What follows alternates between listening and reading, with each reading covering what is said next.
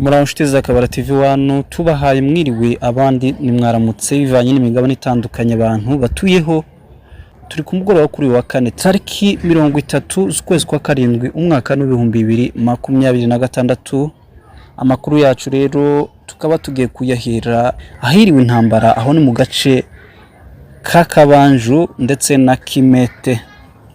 Tubaye ikaze rero mu makuru yihutirwa kuri uyu mugoroba yo kuri uyu kane rero nkuko tumaze kwivuga imirwano yongeye gufata intera mu misozi miremire ya Kivu y'Amajyepfo nyuma yo kwigarurira uduce twa Gipupu na Mibunda mu minsi ishize.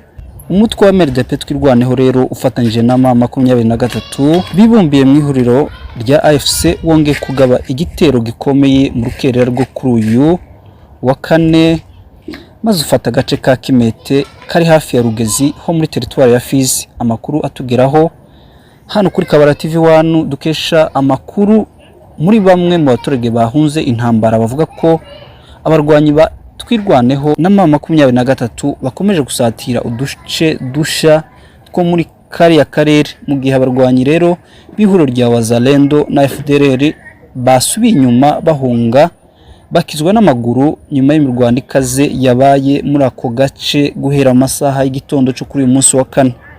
Amakuru kandi avuga ko intumbero y'ihuriro rya MRDP twirwaneho ifatanyije na M23 ishobora kuba ari ugukomeza ugana mu bice bya Mugera muri sekiteri ya Mutambara ahabarizwa icicaro gikuru kuri ubu kiyoboye ibikorwa bya gisirikare bya FARDC nyuma yaho bamuriwe .0 ahahoraga hari ibirindiro bikomeye bw'iryo huriro.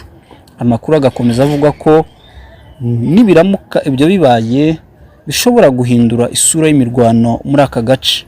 Hagati aho abaturage muri Kimete n'utundi duce tuhakikije bamaze guhunga ibyo bice, benshi bivuga ko bahungiye mu bibira, abandi bakomeza bagana iya za Rurenge. Kugeza ubu ubuyobozi bwa FARDC ntiburagira ico butangaza kuri aya makuru ndetse n'imiterere nyayo y'ibiri kubera ku rugamba iracagoye kwemezwa mu buryo bwigenga cyangwa se burambuye.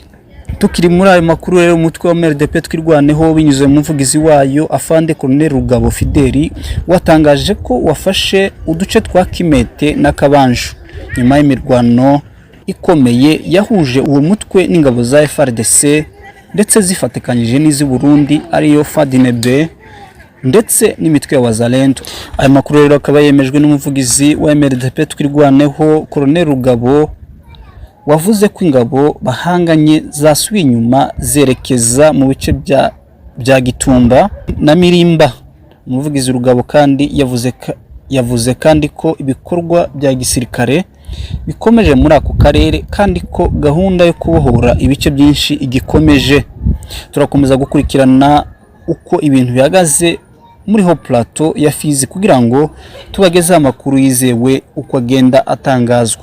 Mugira umugoroba mwiza, je mwari kumwe nitwa Nkomezi James, iyi ni Kabara TV 1. Niba mutarakanda handitse subscribe mikore nonaha mukande n'ikimenyetso cy'inzogera kugira ngo mujye mubona amakuru yihuse asesenguye kandi agezweho kubera mu karere kacu. Murakoze gukomeza kwizera Kabara TV 1. Ciao ciao.